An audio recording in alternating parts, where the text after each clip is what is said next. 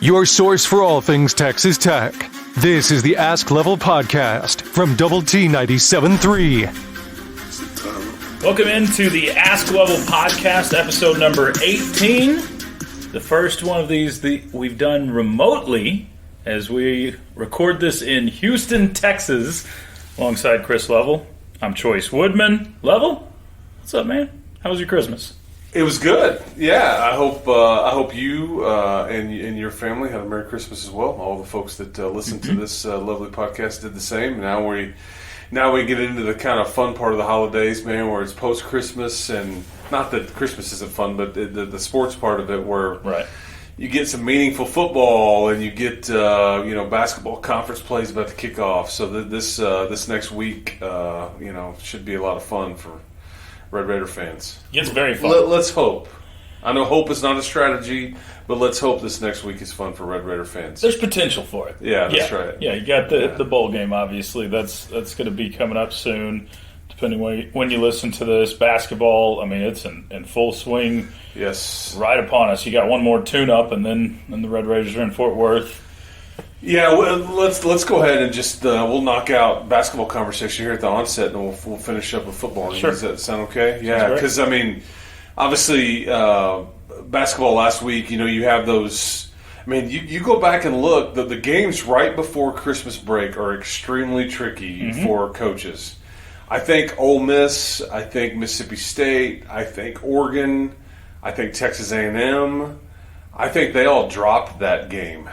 They all dropped the game right before the break. Yeah. Those were the Power 5 programs that I noticed. There may have been more, but so you're just kind of wondering, with Houston Christian coming into town, and you got a young team. You're just trying to get them to the holidays. Because people don't realize that was a 1:00 tip a few days before Christmas, and those players are on a plane at 4:30 or 5 or 5:30, depending on where they're flying home to.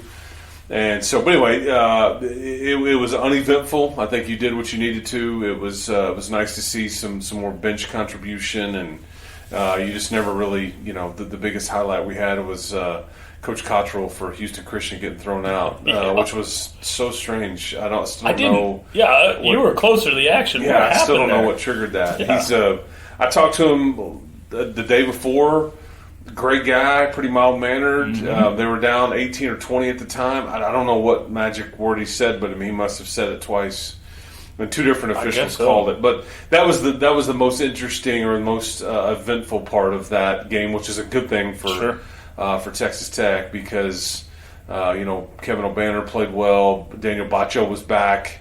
So depending on when you're listening to this week, the Red Raiders will play South Carolina State early this week, and then it's really that's the end of kind of phase one-ish of your season, and then it just gets really, really interesting and real, and there's no more gimmies, there's no more anything. So you'll be in Fort Worth at 11 a.m. on New Year's Eve, and from that point on, every win is to be celebrated that you're good enough to get. So, but good to see Daniel Bacho back in action and playing. Just going towards the schedule part of it, you never want to put too much pressure on one game, but it feels like winning in Fort Worth is almost really important for Tech. Depending what your expectations are. Yeah, I mean, because I think the expectation for this program right now is that it's kind of NCAA tournament or bust kind of thing, and I think depending on who you visit with, some would even say, man, you need to be like at least into the second round or better NCAA tournament wise, or maybe even second weekend. I just don't know if you're. It's very difficult. Yeah, it's very hard, and so. But I mean, they don't have a lot of good data on their resume right now. That's just the reality of it. So you're going to have to do some damage in the Big 12 Conference. And I would say at the very minimum, there have been teams that have gotten into the tournament when you've been 8-10, 7-11. However, they had a lot to lean on in the non-conference schedule because their RPI or schedule net ranking, whatever, all that stuff was really good, or they had some signature wins. This is just not going to be a team that has that. So I would say you've got to go 9-9 or better, and it's going to be really tough to do that. But you're right, winning that game against the Frogs in Fort Worth, because you turn right around and you host the second or third ranked Jayhawks. Right. When you're not going to have your student section there, they seem to have figured it out. They've had a monster non-conference schedule, and they just rolled through it like a hot knife through butter. And it's Bill Self's on that sideline, and that's always really dangerous. So, yeah, I mean, it just gets really interesting really, really quickly. Yeah, the Kansas game. You get one at home against OU, then back-to-back road games in Ames and Austin. So yeah, but it's the Big 12. Away you go. Yeah, that's right. Whereas you start looking at it, it's like twice a week, man. You just like getting hit over the head, and you better throw some punches back. So the question I think I've seen the most over the last week or so after the Jackson State game and after the Houston Christian game is, okay, did Tech actually figure some things out this last week, or are these teams just that bad that they played? I think I'm just trying to keep it real here with people that are listening here. I think competition has a lot to do with it. I think you can't necessarily control that. I think so. Let's just say that the competition isn't really too tough. However, you can use that to your benefit, because I think maybe we'll know soon enough. We'll know in a week or two. We can revisit. But I think the good thing that some of these games have done for you is it's gotten some young players and some new players confidence. And Sure. you've been able to really experiment and play well, because Eastern Washington, Nichols, those aren't necessarily great teams. You kind of struggled there. So, we'll see what it looks like against South Carolina State. But yeah, I think Houston Christian and Jackson State, unfortunately, they are in the 320 to 360 from a net ranking standpoint. And there's only, I think, 363 teams, in the net ranking. So you're talking, whereas I think everybody in the Big 12 is, I think, like 60 or better. Yeah. So I at least at some points it changes daily, because there's games that are being played. So, but that's how I would answer that choice, is that I think that there's some confidence that's been found. However, don't get caught up into thinking this is fool's gold and like this is how it's going to look whenever you do play TCU, Kansas, Iowa State, Oklahoma, and away you go. Yeah. So, yeah. So, well, like you said, the best answer is we're going to find out pretty quick. That's right. But it's fun winning by 50. Yeah. It's fun winning the game right before Christmas when it's just no drama. Yeah. You shoot it well. Thought Davion Harmon, in that last game, played really, really well. Might have been his best game of the season. Yeah. And he was 1 point off a career high, I think, so, because that's the main thing is where if Harmon can't do it, if O'Banner can't do it, can Pop do it consistently? Can Jalen Tyson do it consistently? I don't like leaning on your big guy for points night in and night out. Sure. Although he's going to give you that, but if you're asking him to score 20 to 25, that's very difficult to do for a big. So that was the challenge, like with these games leading up to conference play. Where do the points come from? If it's not a few of those main guys, like who off the bench can consistently give you 6 to 8, or even be a threat to give you that? Because that's a nightmare for Mark Adams trying to figure out who to play. Can Lamar do it? Lamar Washington? Can Kerwin Walton do it? Can DeMarion Williams do it? We've all seen these spurts from some of these guys, but it's unfortunately it's been just that. It's like one game, and then like 4 of them were like kind of no show to a certain extent. So that's the part that I think you're just desperately. Robert Jennings has kind of flashed at times, but he hasn't. Sure. KJ Allen flashed a bit. So anyway, on and on it goes. So basketball will obviously go to the forefront very soon and be very quickly, but this week, bowl game, that is on the minds for at least a little bit longer to wrap up football season. An interesting matchup here. You get the Lane train. Right after back-to-back Mississippi games, Mississippi State last year, this year Ole Miss. So what's the anticipation, just overall feeling before we dive into any sort of X's and O's? Yeah, well, the thing about these bowl games is that whenever you're growing up, and I'm trying to figure out, okay, who's going to win these bowl games when I'm like a little kid or even a high school kid or whatever, and I could never some of the results, it would be like head scratching. Right. Okay. And as you get older, you understand why that is, and it's even worse now. But some of these bowl games, it's about, okay, who's taking prep seriously? Mm-hmm. Who's really invested into playing and playing hard and playing well, or who's just here kind of enjoying the festivities, if you will? Sure. Who has had a coaching change to where you're trying to? I mean, there's all these kinds of reasons just out there, and so many of these bowl games, you don't really know who's ready to go or not until 5 minutes into the game. You're right. like, okay, insert team here. I will be shocked if Joey's team is not, really motivated and well prepared and wanting to be involved here. You don't have anybody that has opted out. You do have several, that's probably what we need to talk about it a little bit here, is that there's several players that are not going to play in this game due to hitting the portal. Mm-hmm. I think it hits your secondary particularly hard. Luckily, Jackson Dart they don't necessarily lean on him for Ole Miss to win games. Sure. So maybe that can't hurt you as much. Because no Reggie Pearson, you lose some depth in Kobe Minor, and I think there's, we'll see about the health of, the rest of your secondary and things like that. And you're kind of assuming that Tyler Owens will step in there. But yeah, this is so I just think you'll be very motivated. It ought to be a fun atmosphere. That's the thing, man. Is like, and if you win it, great. It propels you in the offseason. If you lose, it's not the end of the world. It's not like you're in the playoff or this is a bowl game that you've never gotten to this point before, like a Fiesta or something like those things. Yeah, exactly. You've been here before, but it's a fun, opportunity to really gain a lot of off-season momentum. Yeah, we've heard a lot of players. You know what this game really is about? To me, you know what's the biggest thing that's at stake based on the result of this game to me, and people probably don't think about it like this, but this is 100% true. You want to get really excited about next year, and you want to see your team ranked really high in the preseason or ranked at all. This is where it starts.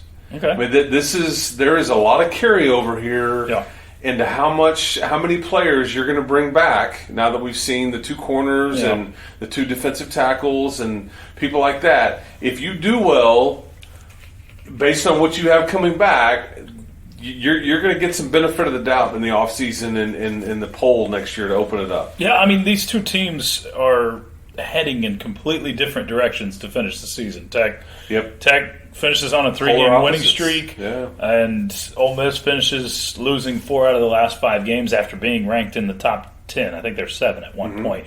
So does that matter at all? Because it feels like it's been forever since the end of the season. Does that momentum kind of fall off for either team, either direction? Or I think if you're Joey and you're looking at this as an opponent, like you know what they're capable of. Yeah, I would say this all the time. Like, okay, know what they're capable of, boys. You better be ready, but you also know what they're capable of.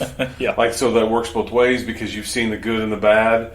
That's the thing about football teams, though. It's hard to keep it going week in and week out, and that's why there's very few left standing at the end of the year. Right.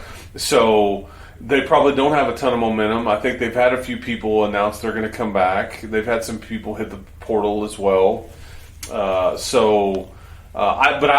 guess I don't like. I feel like you do come in with some momentum and positive vibes, but I don't look across the sideline and go, man, they're just scratching and clawing for everything they get. They don't think they're, Now, you get into the game a little bit, and you hit them over the head quickly, and maybe doubt starts to creep in a bit. That's just the reality of your matchup here. It feels like we see that a little more in bowl games where team jumps out, and then it deflation. And I think there's a couple different dynamics here with this game. I don't know how much at the end of the day truth there was with Lane Kiffin going to Auburn. Okay, it was heavily rumored. Sure, it was heavily reported on, as we know, and things like that. It kind of stays out there in the news space for a bit. He ends up getting a new deal done. I think there's a lot of people that cover him or cover that program that felt like there was some equity burnt up in that little process. Yeah. I don't begin to know how his players felt about him and all that stuff. So that may not even factor in, or maybe there's some underlying, underlying effects there. I don't know, and if you're Texas Tech, it's a situation where you do have a lot of positive vibes. You had a good recruiting class. Your coaches are all still here. There hasn't really been any movement with your staff, and I think you have a chance to, win 8 games, do some different things around here for the first time in a long time.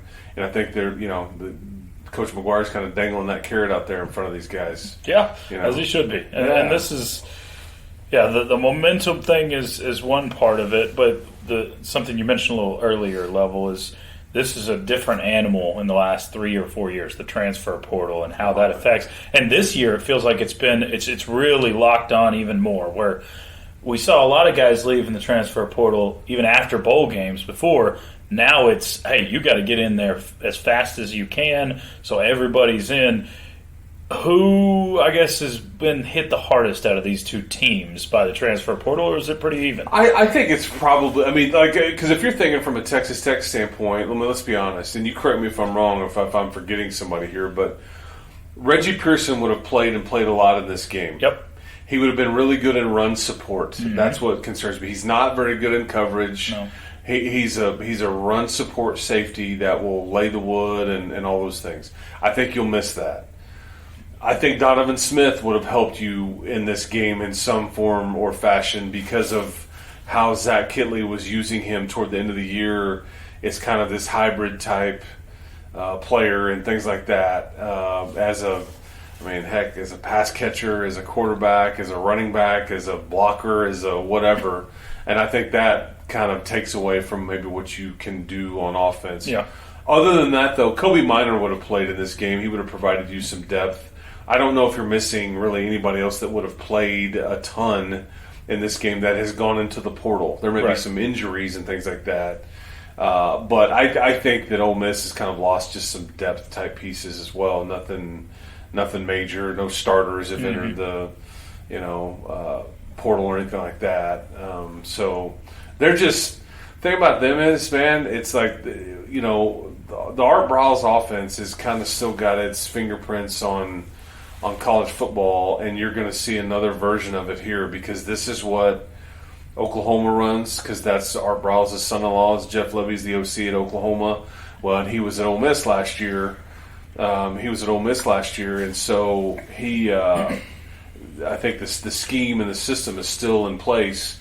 Spread you out 53 yards wide to basically put you on an island, and if you're the defense, you have to show I'm in coverage or I'm in run support. Like, you have to. It's hard to kind of do both and kind of operate in this gray area.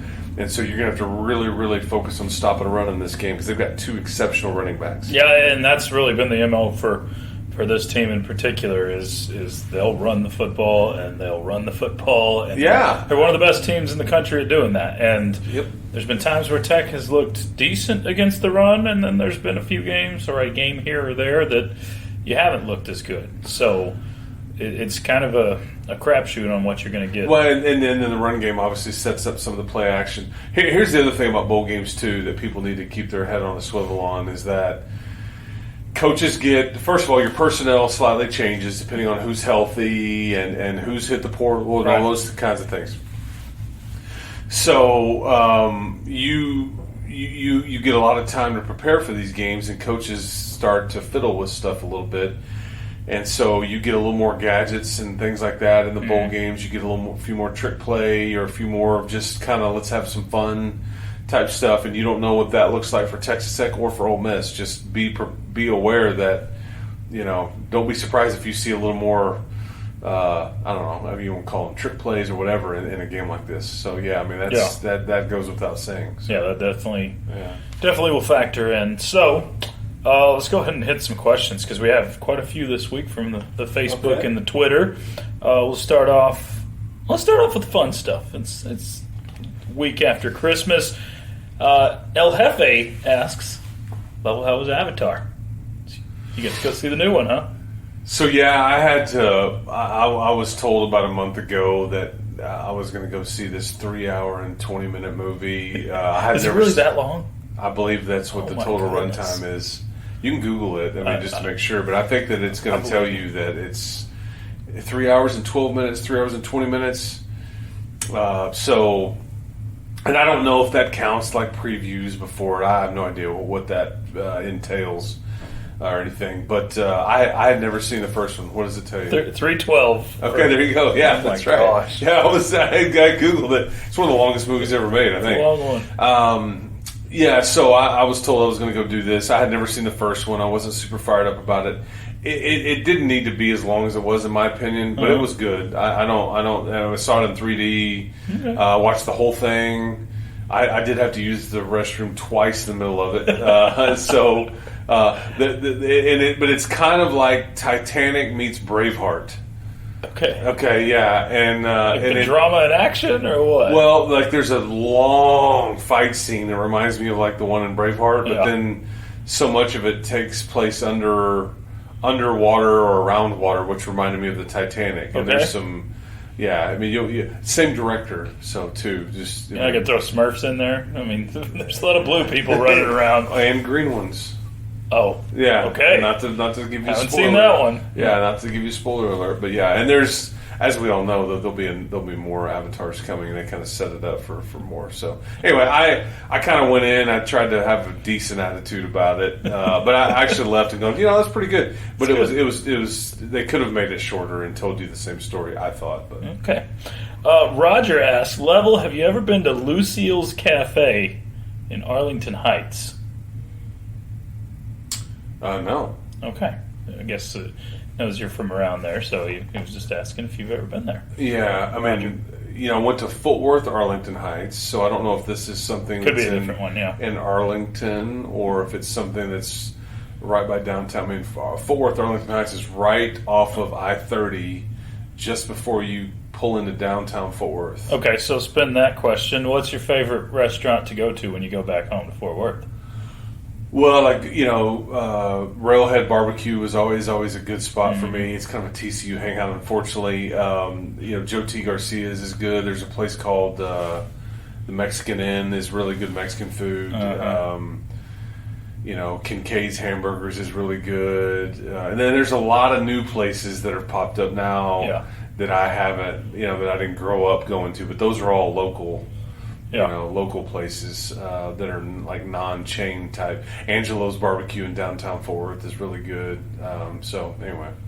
All right, getting back to more of the sportsy questions. Martin asks, who are the top 5 teams in Big 12 basketball right now? Kansas is. Baylor is. They just need to get healthy. Texas is. I don't know what's going to happen there with their...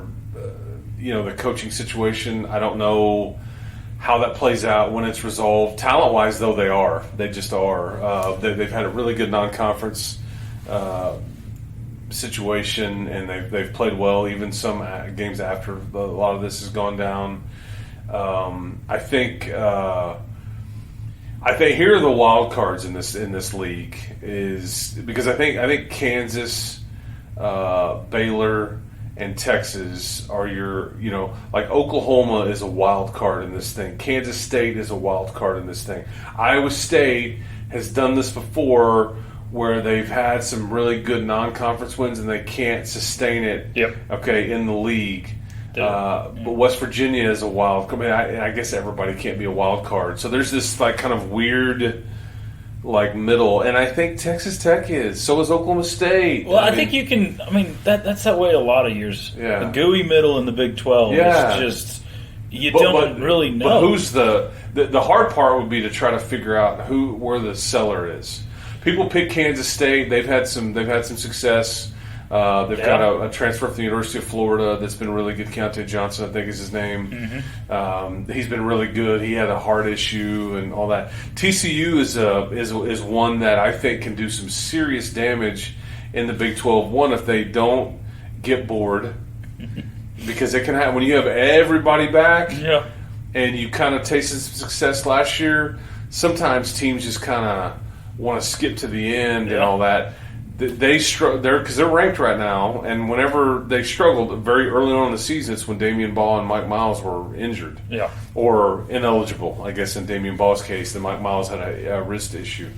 But when they're healthy, I mean, they're going to be a handful because they've got a little bit of everything. They've got experience, they've got size, they've got good guard play, and there should be some pressure on Jamie Dixon to do pretty good with this team. Because if it's not now, then when? But it's just they've got to do it now. But as far as top 5 goes, I've given you 3. I don't know if I can put. I mean, like I said, I would say probably Kansas, Baylor, Texas in that order. As far as 4th or 5th, geez, man, I don't know. I think that's where the second tier really starts. I agree. Yeah, the second tier really starts, and there's probably 5 or 6 in that category. Yeah, and you mentioned TCU's ranked, and then fresh into the rankings this week, West Virginia just got into the TCU probably deserves to be 4th based on their non-conference schedule. If you're going that way, sure. Based they on also how they lost play the lately. game to Northwestern State. Yes, but they didn't have their 2 starting guards. Right. Yeah, that was basically the very beginning of the season. And now they've reeled off a bunch. Now they're ranked. Yeah, so. This question from Matt: who's your pick to win the college football playoff? Georgia. Yeah, I mean I hate to. Yeah, I mean that seems like an easier. I do think it's going to be interesting though, because I think if you're Georgia and you're sitting there and you get Ohio State with new life, as talented as they are, and this is supposed to be the easier of the 2 games, you're like, but I think that's a home game in Atlanta. Right. I think that they're be extremely motivated, all that stuff, and I think TCU is going to give Michigan all they want. I mean, again, it pains me to say it. I think way too many people are out there feeling like Michigan's going to roll that game. I just don't know if I buy it. I think some of the skill on TCU and just speed is different than what Michigan is used to seeing, and I just think Max Duggan, after losing that last one, the effort he put up, I just think that he's going to have them in that game. This is where Jim Harbaugh, you're going to learn a lot about Jim Harbaugh, because if they roll in this game, Michigan does, Jim Harbaugh, he's going to basically hand the folks at Michigan a blank check and say, fill it out, here's how many zeros I want, or I'm going to the NFL, because there's already these rumors out there. Yeah. If TCU wins this game, people are going to point to Jim Harbaugh and saying, okay, you flirted with the NFL, or, hey, I knew it. He's just not quite as good as I would have, or as Nick Saban, or, some of these other guys, so. This question, Level, are you surprised that Pearson ended up going to OU? Reggie Pearson. Well, a little bit, because I think originally it was looking like he was going to go back closer to home, but I think, the connection there at Oklahoma is Matt Wells. Right. And so Matt Wells and company are here's the part that is weird about the Reggie Pearson situation is that I think Reggie got a little bit frustrated because he got benched earlier in the season. Mm-hmm. I think that they kind of indicated to him, hey, look, you're not going to start the bowl game. Not sure if you're going to start next year. Tyler Owens is we're going to play you a lot, and we're not. It wasn't like some sort of demotion, but we've got more people that are knocking the door in here, and I think it's because Reggie has struggled in coverage. Here's the part that is really weird to me about him leaving is that Texas Tech, I mean, they went through it big time with him medically to get him cleared. Yep. Took a bit of a chance. They really dug in and looked at it, and that part sucks. But this is the sport, and if he feels like he's got a better chance to go start or play or whatever he's wanting at Oklahoma, I knew Matt obviously knows him well, and Reggie's a great kid. I just think it came down to kind of playing and this and that. Because I mean, like the other one, Kobe Minor. I think he probably entered the portal because the 2 other corners are coming back to play. Yeah. Which stinks because he's one snap away from getting a lot of snaps. Agreed. And I think they'll probably go find a corner in the portal to replace him. Just like Philip Liddy, I think he kind of does the same thing as part of that defensive tackle rotation because of Tony and Jalen Hutchings coming back. So Yeah, there's good and bad that I know. comes That's with just it part all. of it. But I'd always take the bird in the hand For sure. with all those scenarios. I mean, you look at that defense next year. Yeah. The potential you have for what could be is pretty great if you can keep a lot of your starters healthy. Last question here from Leah. Says Level is Chuck coming back next season. Tyler Shuck? Yes. I believe so. I think He hasn't made any official announcement. No, but I have no. I don't think he's very late in his career as far as college. I think he's done this once. He knows the situation in Lubbock. I think if there's any situation, it is I'm going to go to the NFL and just go ahead and take a chance. Yeah. I think he's back here next year. Yeah, I think that's what everybody's belief is around the program. That may have changed in recent days or weeks.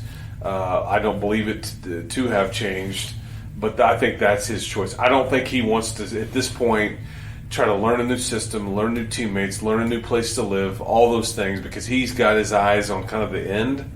And I think really he just needs to lock in and try to stay healthy. And I think he would be the starter if he came back here next year, and I think he will come back. So the game on Wednesday night that has no effect on his decision. Well, no, I can't say that it does for sure, but I don't believe. Yeah. I don't. In other words, if it does, it's if he throws for 350 and runs for a couple of scores or something, and the NFL folks will be like, dude, you need to, I could see it. I guess that's possible. But I think he's already got. I think these folks already kind of have NFL draft grades. Yeah. They already know what the folks at the next level think of them, because they have to get that done here pretty quick in early January. I think is when the deadline is there. All right, last question from me. What is the best thing about Houston, Texas? The Papa's restaurant franchise.